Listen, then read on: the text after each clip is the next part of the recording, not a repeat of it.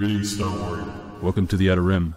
I uploaded a video earlier today, and I haven't seen about 99.9% of the comments made in the comments section, because when I got my chance to actually look at the comments, one of the very first early ones had a link in it to a YouTube video, and one of my, I would imagine, subscribers, Benjamin Keith, linked me to a YouTube video that he said you have to look at this and you have to respond to it. That's pretty much what he said. I'm paraphrasing. He actually said something funnier, but anyway, what I found out was that this video was a response video to a response video. So I watched I watched that video, and then I went down the rabbit hole and I watched the response video, and then I watched the first video, and now I'm doing my response to the video that was linked. So the first video was on the channel Dave Lee Down Under, and the second video was by John Talks Star Wars. And then Dave Lee Down Under did a response to John Talks Star Wars' response. So the video I'm doing a response to is 30 minutes long, so I'm going to take bits and pieces of what Dave Lee says, and I'm going to respond to that. And hopefully my video will be, you know, much, much shorter than that.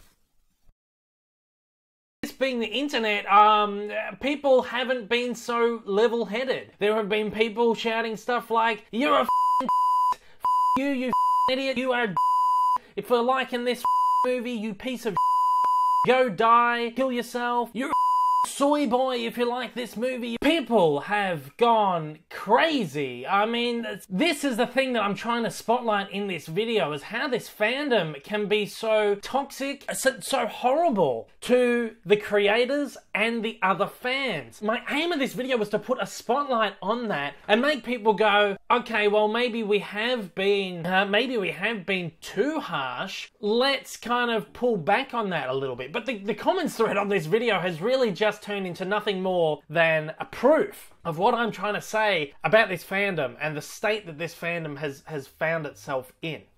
Okay, so I think there's some cognitive dissonance in what you're saying there.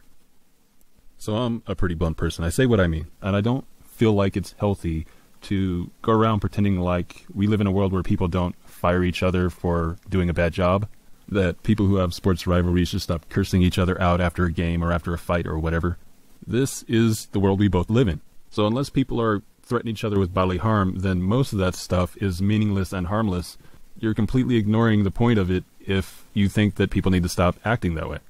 I can totally understand you not liking it on your channel. That's your deal there. But whether you like to hear it or not, there is actually value in it. But one thing I definitely noticed from watching your videos, that you're completely unable to put yourself in the shoes of a person who doesn't like this film. I mean, really doesn't like it. But at the same time, you're saying they need to stop doing what they're doing if they are cursing someone out.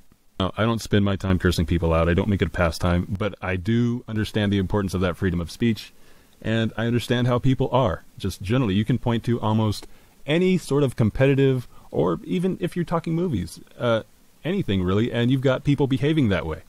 You've got a cameraman who doesn't want to shoot a scene the way George Lucas wants him to shoot the scene. George Lucas fires that cameraman. He puts it a different way. He'll say, "I jettisoned that cameraman," but really he fired him. So there are a lot of people who would rather have George Lucas cuss them out than fire them from a great job. I'm certain there are some people who would rather be fired, but what you have to realize is you're living in a world with different personalities, and their people are not the same. They don't deal with things the same. They don't respond to things the same. So what I'm going to say to that, John, is that I say this all the time. There's a very big difference between critique and backlash. What a lot of fans of not just this fandom, but a lot of fandoms out there do is that they can't seem to find the difference between the two. A lot of these people are backlashing. A lot of these people are abusing and harassing fans and filmmakers because they didn't like the movie, and they're doing this because they feel like this is going to have an effect, that it's going to get the filmmakers' attention and pull the filmmakers' heads in and go, you know what, we're doing something wrong. All in all, this is just really doing the complete opposite. This is just making people turn a blind eye and go, you know what, I'm not going to listen to them, because why reason with someone who's just going to abuse you and harass you? And again, it's what George Lucas did. He said, if these people are just going to be abusing me and harassing me no matter what I do, why do I want to keep making movies for them? And this is what Disney's going to do. They hear this massive backlash of people yelling at people and shouting, sending death threats and telling people they're horrible people and they should go and rot in hell and all this stuff because they made a movie, a piece of entertainment. These people aren't going to listen to them. They are going to go, well, let us just cater to the people who enjoy what we're doing, who are actually going to appreciate it and be entertained by it. Okay, so you're right that there's a difference between critique and backlash. Where I think you're wrong in your video is saying that backlash doesn't get anything done, it has no value. And specifically in that clip, you point to filmmakers and how they respond to it. And here I definitely know that you're missing the issue. Listen, when a filmmaker signs a contract with a film studio to make a movie, the filmmaker makes the same amount of money on that movie no matter what. I mean, they might sometimes get some of the back end, but generally they have a contracted amount that they plan to make. It's the movie studio that makes less depending on how the people respond to that film. I don't think anyone is backlashing against this movie so that Rian Johnson will change his mind. I mean, there might be someone out there, but I really haven't heard any of that, or change his ways. They want Rian Johnson gone. As far as I'm concerned, I'm sure I can speak for a lot of people, he is completely inadequate to handle a movie of this scope. You know, I mean, he basically started out making movies for $20 and $30 million, and all of a sudden he's bumped up to $180 million.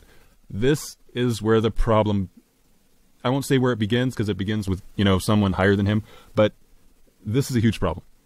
Even Ridley Scott said as much before the backlash actually hit full stride. Critique has its place, and it does whatever job it does. It's not even always listened to.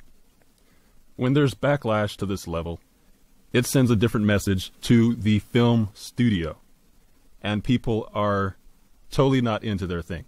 When there's boycotts,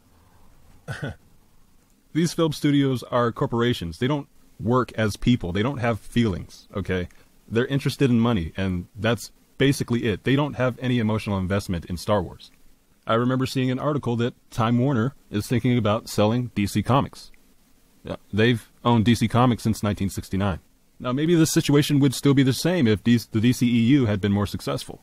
Irregardless of what any single person believes about the DCEU movies, whether you liked them or not, the numbers don't lie. And it's highly probable that had the DCEU movies had the same success that the MCU movies had, that Time Warner would not be considering selling them. There was a pretty robust backlash to most of the DCEU movies as well.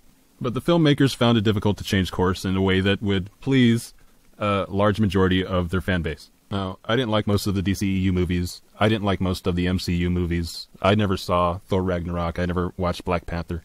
I probably would have watched that one if it wasn't made by Disney, but, you know, it is what it is. My point is that I can basically look at that comic movie situation and say, yeah, DCEU probably should have done something when so many fans were unhappy with their product. I remember one person referring to the Henry Cavill movies and maybe even the Brandon Routh Superman movie. He was, you know, saying that Superman is like a porn star who can't get it up. You know, a multi-billion-dollar character it should be, but it proved unable to crack $1 billion at the box office. But again, the way that people have gone about doing it it's wrong. Okay, so here's where we have to be careful with the way we use language. When you use a word like wrong in that context, you devalue the meaning of the word. Because it's certainly not objectively wrong, it's subjectively wrong, and you may think it's wrong, but clearly other people see it different, and they have reasons for seeing it differently than you do. Even if you can't understand their reasons, that in itself does not invalidate their reasons. Like I said, I won't say that you're wrong for doing that, but when you follow it up with absolute statements like you will in this next clip, it really shows that you're unable to put yourself in their shoes. It's not the right thing to do. People need to find a different way to express what they're feeling about these movies. So here we have you unable to put yourself in their shoes, but telling them how they should behave. Now, I can't speak for everybody who dislikes this movie, but I can say that as someone who doesn't like it, I've never gone to someone's YouTube channel or their Twitter or their social media and told them how they need to behave as someone who likes this film. Mostly because I can't put myself in their shoes. When I make a video about this movie, it's generally, my narrative is business oriented. And if I rant and I curse and I say that Rian Johnson should be fired, then I'm basically giving Disney a business-oriented warning. In my work, I've been very familiar with focus groups, how they work. I've been present for a lot of them. And the type of response that Disney has been getting about this film is information that other companies from other industries would pay for. You see what I'm saying? And I'm not talking about little companies. I'm talking about Coca-Cola. I'm talking about big companies, Nike, you name it. You know, whenever I get a troll cursing me out on my channel for something I said, my bottom line is Disney should thank me for that information, whatever it was, even if I used profanity while I was saying it. And what the loud pro-Jedi crowd doesn't realize is that people like me are telling Disney what's wrong with their business plan and how they can fix it. Because there are several important issues that, from a business standpoint, that people, and including your video, ignores. Before The Last Jedi came out, Disney projected that the movie would make $400 million less than The Force Awakens. That's $1.6 billion, okay? The movie ended up making a little more than $1.3 billion. That was roughly $280 million less than it was speculated. When you take into consideration that these movies are, in essence, big commercials for the Star Wars merchandise, then you start seeing a problem. And Hasbro has to come out and basically take responsibility for how poorly the Star Wars product did. At some point, you have to realize that a businessman is going to look at this situation, rub his chin, and say, maybe that guy cursing over there in the corner is someone I should pay some attention to. For a lot of people, this movie was not bad on accident. It was on purpose, and it was inflammatory. You know, never before has a Star Wars movie been so blatantly political. You know, you had a franchise that historically drew people together, and now it's something that pushes them apart. Unabashedly, I mean, these heated debates are going on in the political discourse every single day. So when Star Wars comes out and they start saying this stuff, they had to know that this was coming, this backlash was coming. What they didn't know was how damaging to their bottom line it would actually be. So, okay, they tried something new, and from my standpoint, it didn't work. At this point, I see it as my responsibility to tell you exactly how much it didn't work, and that's something that a simple critique that you're going to get is not going to get the message across adequately. Understand how people who grew up in the 1970s with the original movies might not like the prequels because, you know, they're viewing them with different eyes, and it's the same with the new trilogy. People are viewing these with different eyes, and just nothing's ever going to live up to those original movies. Now, I have to disagree with that last statement just a little bit. It is definitely possible and probable that no Star Wars movie will live up to the originals. But that will be for a lack of trying. I'm sure Rian Johnson did his absolute best, and therein lies the problem. It's not his lack of trying that concerns me. It's his employer's lack of trying, and their employer's lack of trying.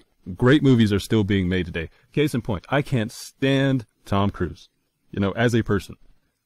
But I freaking loved Edge of Tomorrow, or whatever they're calling it these days. If you ask me which movie I would rather watch at any given time, The Matrix or Edge of Tomorrow, I'm choosing Edge of Tomorrow. 9 times out of 10. The only reason I would ever choose The Matrix over the Edge of Tomorrow is if I just saw Edge of Tomorrow like a week ago or something like that. And Mark Hamill may have even said that he thought that Rian Johnson was the man for the job. But how often have you ever heard anyone in Hollywood talk about the movies that they hate? You know, these people have to work together, and there's a lot of money on the line. Hollywood is a business first and everything else second. And that's what people don't get. Business is harsh. It's cutthroat. People want to pretend that no one's getting fired, ever. Even as Kathleen Kennedy seems to be firing her directors every week, but no one ever worries about them. You know?